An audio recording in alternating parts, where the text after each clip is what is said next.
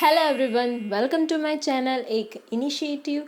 तो आज की वीडियो में हम लोग पार्टनरशिप क्या होता है ये जानेंगे, पार्टनरशिप डीड क्या होता है और इंडियन पार्टनरशिप एक्ट 1932 क्या है, इन सब के बारे में हम लोग पढ़ेंगे। उससे पहले मैं बताती हूँ आपको कि अगर आपने मेरी प्रीवियस वीडियो नहीं देखी बिजनेस स्टडीज़ क्लास 11th कि चैप्टर 1 और चैप्टर 2 की, तो उसकी मैंने प्लेलिस्ट क्रिएट करके रखी है जिसकी लिंक मैंने डिस्क्रिप्शन बॉक्स में डाल दी है, तो आप जाके चेक कर लेना। ओके, तो शुरू करते हैं कि पार्टनरशिप होता क्या है। एक सिनेरियो मैं आपको समझाऊंगी, उससे आपको समझ आएगा कि पार्टनरशिप क्या होता है। फॉर एग्जाम्पल, आपका एक बिजनेस है। ओके, आप एक बिजनेस रन करते हो, जैसे मैंने प्रीवियस वीडियो में बताया था सोल प्रोप्राइटरशिप के बारे में।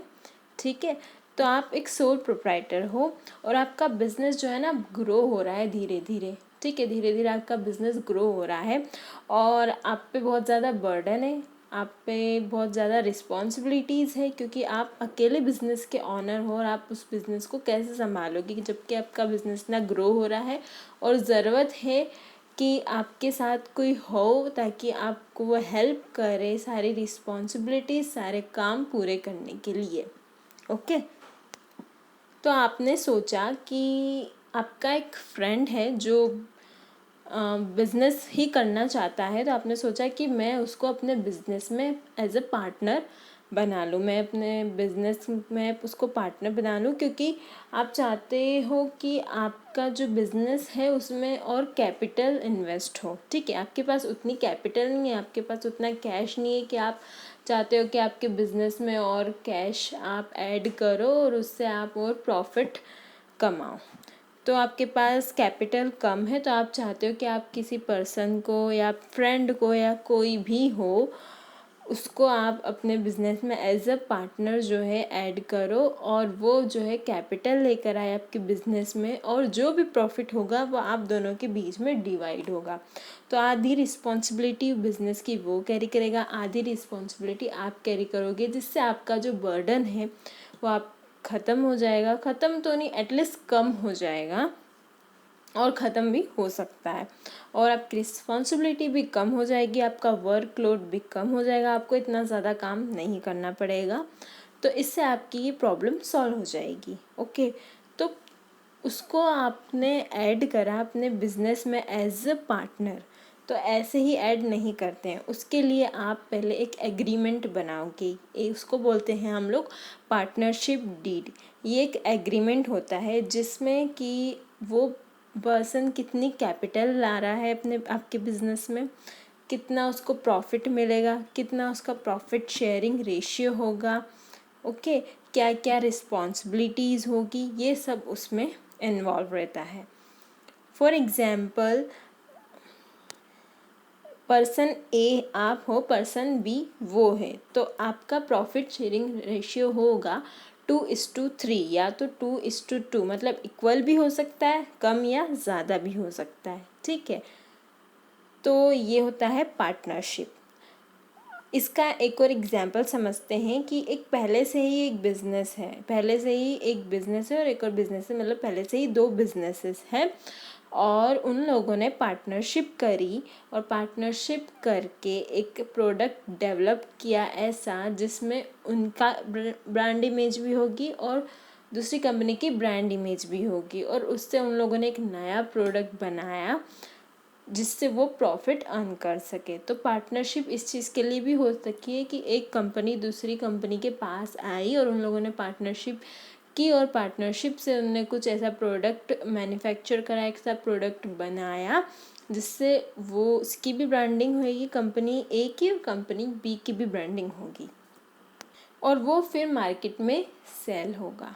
ओके, तो हम लोग पढ़ते हैं कि पार्टनरशिप क्या होता है। A partnership is a kind of business where a formal agreement between two or more people is made who agree to be the co-owners, distribute responsibilities for running an organization and share the income or losses that the business generates.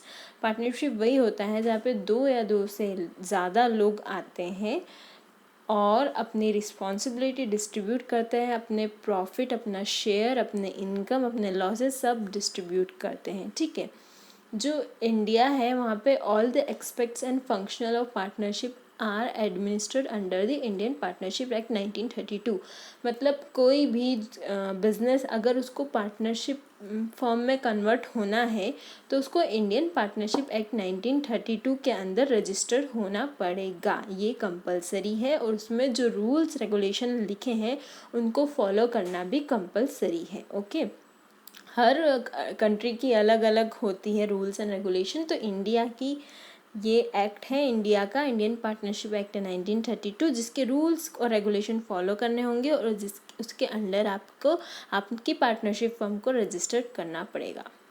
This specific law explains that partnership is an association between two or more individuals or parties who have accepted to share the profits generated from the business under the supervision of all the members और behalf of other members। अगर आपके business में पहले से ही दो partners है, दो members है और आप चाहते हो एक और आपका पार्टनर्स ऐड हो, तो इसमें वही बोला है कि जो है पार्टनरशिप एग्रीमेंट और जो पार्टनरशिप डीड है वो जो है जिसमें जो भी रूल्स एंड रेगुलेशंस लिखे होंगे वो सारे पार्टनर्स को जो भी पहले से प्रेजेंट है उनको पता होना चाहिए और वो उनके थ्रू एक्सेप्ट भी होना चाहिए। ठीक है, उनसे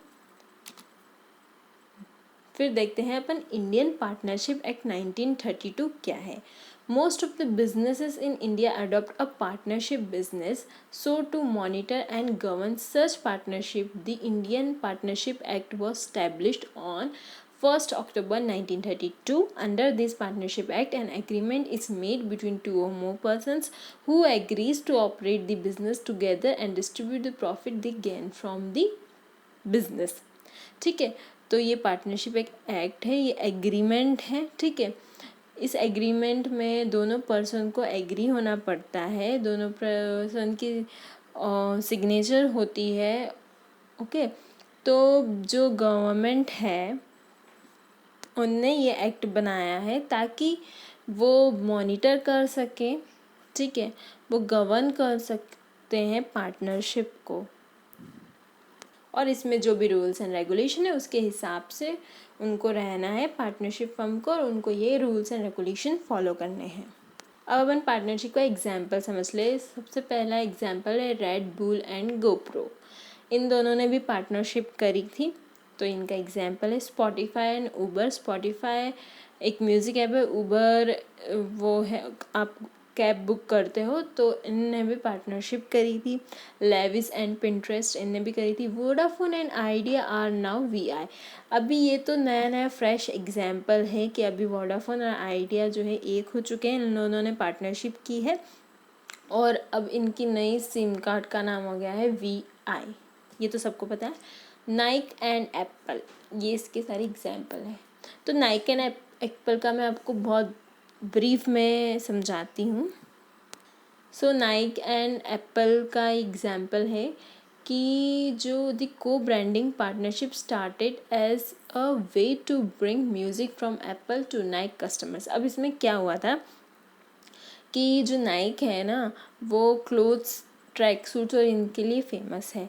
तो एप्पल ने अपना जो आईपॉड है जिससे कि वो क्या कर सकते, ट्रैक कर सकते हैं कि कितना आपने वॉक किया है, ठीक है, कितना डिस्टेंस आपने कवर किया है, हार्ट रेट, कैलोरीज बर्न, ये सब आप ट्रैक कर सकते हो जो नाइक के ट्रैक सूट है जो आप वर्कआउट के टाइम पहनते हो। तो इन दोनों ने पार्टनरशिप करी और ये अपना प्रोडक्ट जो है सोल्ड किया। तो इस टाइप से पार्टनरशिप होती है। तो ये आप पढ़ लेना एक बार पॉज करके, स्क्रीनशॉट लेके, अच्छे से आपको और अच्छे से समझ आ जाएगा। चलो अब समझते हैं कि पार्टनरशिप डीड क्या होता है। Partnership deed is a partnership agreement between the partners of the firm which outlines the terms and conditions of the partnership between the partners. The purpose of a partnership deed is to provide clear understanding of the roles of each partner which ensures smooth running of the operations of the firm. मैंने आपको पहले ही बताया कि partnership deed एक agreement होता है जिसमें सारी टर्म्स एंड कंडीशंस लिखी होती है, सारे रूल्स लिखे होते हैं पार्टनर्स के, उनको क्या क्या करना है, ताकि जो है जब अपन रन करें ना बिजनेस तो स्मूथली रन हो, सबको पता हो कि हमें ये करना है, ये करना है, कोई कन्फ्यूजन क्रिएट ना हो, कोई डिस्प्यूट ना हो, कोई लड़ाई नहीं हो, कोई झगड़ा ना हो। इसलिए पार्टनरशिप एग्रीमेंट प्रिपेयर किया जाता है। तो अब देखते हैं पार्टनरशिप डीड कंटेंट्स क्या होता है, मतलब पार्टनरशिप में क्या क्या कंटेंट होता है। तो ये देख के आप घबरा मत जाना कि बाप रे इतनी सारी चीज़ें होती है, इतना सब कुछ पढ़ना पड़ेगा। नहीं, बहुत इजी है, बहुत सिंपल है, बहुत ही कॉमन चीज़ें हैं। अगर आप एक पार्टनर हो किसी फर्म के तो आपका नाम होना चाहिए, सारे पार्टनर्स के नाम होने चाहिए, तो बहुत कॉमन है, नाम और उनकी डिटेल्स होनी चाहिए, ठीक है। और डेट भी होनी चाहिए कि कब ये बिज़नेस स्टार्ट हुआ, ठीक है। और फर्म एग्जिस्टिंग ड्यूरेशन भी होना चाहिए कि कब तक ये फर्म जो है चलेगा, या लॉन्ग टर्म के लिए चलेगा, या कब ये फर्म स्टार्ट हुआ है, कब पहले बिजनेस था तो फर्म कब बना है, पार्टनर्स कब बने हैं, ये सब चीज़ें आएगी, ठीक है। Amount of capital contributed by each partners, एक पार्टनर ने, दूसरे पार्टनर ने, तीसरे पार्टनर में जितने भी पार्टनर हैं सब ने कितना कितना कैपिटल जो है इन्वेस्ट किया है। जैसे कोई भी पार्टनर आता है ना तो वो कैपिटल साथ में लेके आता ही आता है, और वो कैपिटल जो है बिजनेस में इन्वेस्ट होती है, ठीक है। तो हर एक पार्टनर को कंपलसरी है कैपिटल इन्वेस्ट करना बिजनेस में, ठीक है, फर्म में। जो भी profit sharing ratio between the partners, मतलब उनको कितना कितना प्रॉफिट देना है, ठीक है। फॉर एग्जांपल 1:1 है तो इक्वल अमाउंट में होगा प्रॉफिट शेयरिंग रेशियो, और अगर 2:1 है तो 2:1 के रेशियो में होगा। फॉर एग्जांपल जैसे 10,000 जो है प्रॉफिट, ठीक है, प्रॉफिट निकला 10,000 का। अब जब रेशियो 2:1 होगा ना तो 2+1 क्या होगा, 3 होता है, ठीक है। तो 3, तो 3 पार्ट में से 2 पार्ट तुम सोच रहे हो कि ए पार्टनर को मिलेगा, ठीक है। तो 10,000 को क्या कर देंगे अपन, मल्टीप्लाई कर देंगे काई से, 2/3 से, ठीक है। तो वो उसका प्रॉफिट जो भी है निकल जाएगा। फिर 10,000 को अपन 1/3 से मल्टीप्लाई करेंगे, क्योंकि 3 पार्ट्स में से इन्होंने 1 पार्ट जो है दिया है बी पार्टनर को, ठीक है। तो इनका भी जो है प्रॉफिट निकल जाएगा। ऐसे समझ में आया आपको? ऐसे निकलता है प्रॉफिट शेयरिंग रेशियो। फिर है ड्यूटीज़, जो भी पार्टनर्स की होती है, जो भी पावर होती है। सपोज़ ए पार्टनर है, बी पार्टनर है, ए पार्टनर के पास ज़्यादा पावर है, बी पार्टनर के पास कम है, मतलब इसको कम पावर देनी, इसको ज़्यादा पावर देनी, इक्वल पावर देनी, ये टोटली डिपेंड्स है उनका डिसीजन के ऊपर। तो ये सब पार्टनरशिप डीड में वो पहले से लिख देते हैं ताकि बाद में कोई भी कन्फ्यूजन ना हो, कोई लड़ाई नहीं हो, okay. The process of admission और रिटायरमेंट ऑफ अ पार्टनर, मतलब अगर ये पार्टनर अभी आया है तो ये कब रिटायर्ड होगा, मतलब ऐसा कंफर्म नहीं रहता है, बट ऐसा अपन लिख देते हैं कि अगर किसी पार्टनर को सपोज 2-3 साल ही बिजनेस की फर्म में रहना है, पार्टनरशिप फर्म में रहना है, तो वो जो है वो पार्टनरशिप डीड में एंट्री कर देता है, वो पार्टनरशिप डीड में ये सब लिखा जाता है, ओके, मेंशन किया जाता है। फिर है the method used for calculating goodwill. अब गुडविल फॉर कैलकुलेटिंग गुडविल, जो गुडविल कैलकुलेट करने के लिए जो बहुत सारी मेथड होती है, फिर उसको इनटू किया जाता है, मल्टीप्लाई किया जाता है परचेजिंग ईयर से। तो आपने अकाउंटिंग में पढ़ा होगा कि बहुत सारी मेथड होती है गुडविल कैलकुलेट करने के लिए, तो कौन सी मेथड वो लोग यूज़ करने वाले, ये सब मेंशन किया जाता है। The procedure that must be followed in cases of dispute arising between partners, अगर बाई चांस कोई डिस्प्यूट अराइज होती है, कोई लड़ाई हो जाती है, कोई झगड़ा हो जाता है पार्टनरशिप के बीच में, पार्टनर्स के बीच में, तो क्या प्रोसीजर वो फॉलो करना चाहिए, ये भी मेंशन होता है पार्टनरशिप डीड में।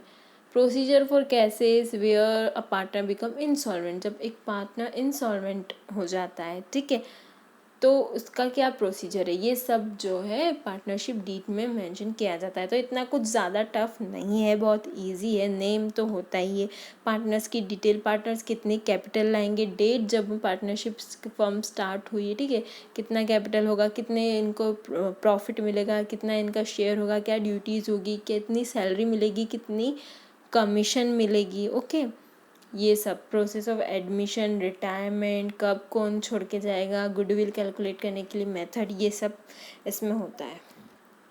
फिर है पार्टनरशिप डीड के इम्पोर्टेंस क्या होते हैं। अगर आपने समझ लिया है कि पार्टनरशिप डीड का कंटेंट क्या है, क्या क्या रहता है, तो आपको ऑटोमेटिकली जो है उसके इम्पोर्टेंस समझ आ जाएंगे। फिर भी हम लोग एक बार पढ़ लेते हैं। It controls and monitors the right, responsibility and liabilities of all the partners. Okay, partnership deed में सारे रूल्स रेगुलेशन लिखे होते हैं, जहाँ तक कि लड़ाई भी हो जाती है तो उसके लिए क्या प्रोसेस है, उस लड़ाई को सॉल्व करने के लिए वो भी लिखा रहता है। तो इससे क्या होता है कि क्लियर होती है, ड्यूटीज़ क्लियर होती है कि हाँ, ए पार्टनर को ये काम करना है, बी पार्टनर को वो काम करना है। तो ये कंट्रोल करता है एक्टिविटीज़ की पार्टनर की, ठीक है, मॉनिटर करता है, हाँ इसका ये काम है, ए का ये काम है, तो ए ये कर रहा है कि नहीं, तो ये अपने को पता चल जाएगा। फॉर एग्जांपल ए का काम है पैकेजिंग डिपार्टमेंट में पैकेजिंग का काम देखना, लेकिन अगर पैकेजिंग अच्छे से नहीं हो रही तो अपने को क्विकली पता चल जाएगा कि हाँ ये काम तो ए का है। अगर इसमें कुछ नहीं हो रहा है तो इसमें ए की रिस्पॉन्सिबिलिटी है कि उसको इम्प्रूव करना चाहिए, ठीक है।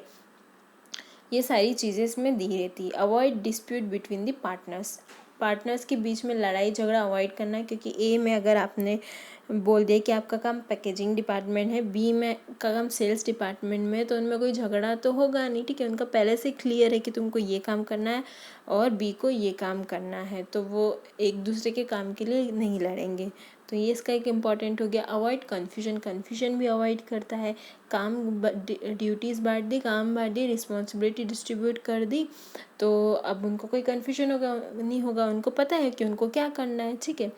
Confusion on profit and loss distribution ratio among the partners. अगर आपने पार्टनरशिप डीड में पहले से रेशियो क्लियर करके रखा है कि इस पार्टनर को इतना प्रॉफिट मिलेगा, इतना प्रॉफिट दूसरे पार्टनर को मिलेगा, तो इसमें कोई कन्फ्यूजन तो होगा ही नहीं। Individual partner responsibilities are mention clearly. हर एक पार्टनर की क्या क्या रिस्पॉन्सिबिलिटी है, ए पार्टनर की क्या रिस्पॉन्सिबिलिटी है, बी पार्टनर की क्या रिस्पॉन्सिबिलिटी है, सब कुछ मेंशन है उसमें। इंडिविजुअल रिस्पॉन्सिबिलिटी भी मेंशन है। Partnership deed also defines a remuneration or salary of the partners and working partners. However, interest is paid to each partner who has invested capital in the business. ठीक है, जो partner आता है वो capital लेके आता है, वो इन्वेस्ट करता है और उस कैपिटल पे उसको इंटरेस्ट मिलता है, तो उसके बारे में भी सारी डिटेल्स लिखी होती है, ठीक है। ये होते हैं इसके इम्पॉर्टेंट सारे, जो उसकी रेम्यूनरेशन कितनी देनी है, उसको सैलरी कितनी देनी है, अगर उसने ओवर टाइम करा है तो उसको कितना देना है, सब कुछ मेंशन होता है। ओके, तो ये था पार्टनरशिप क्या होती है, पार्टनरशिप डीड क्या होती है, उसके इम्पॉर्टेंट क्या होते हैं, क्या क्या कंटेंट होते हैं पार्टनरशिप डीड में, और पार्टनरशिप के एग्जांपल्स हम लोगों ने डिस्कस किए। इंडियन पार्टनरशिप एक्ट 1932 क्या होता है वो भी पढ़ लिया। तो आई होप आपको क्लियर हो गया होगा। तो नेक्स्ट वीडियो में हम लोग ना फीचर्स ऑफ पार्टनरशिप के बारे में पढ़ेंगे, एडवांटेजेस और डिसएडवांटेजेस के बारे में भी पढ़ लेंगे। तो ये वीडियो यहीं तक थी, और आपको कोई भी क्वेरी हो तो कमेंट बॉक्स में आप डाल देना, मैं उस पर वीडियो बना दूँगी। एंड बाकी मेरी जो प्रीवियस वीडियोस है बिज़नेस स्टडीज़ की वो चेक कर लेना, और अगर आपको पावर पॉइंट से रिलेटेड कुछ भी वीडियो चाहिए तो वो भी आप कमेंट कर देना, मैं उस पर वीडियो बना दूँगी। और मेरी प्रीवियस प्लेलिस्ट भी चेक कर लेना पावर पॉइंट के ऊपर। Okay, so bye, thank you for watching my video.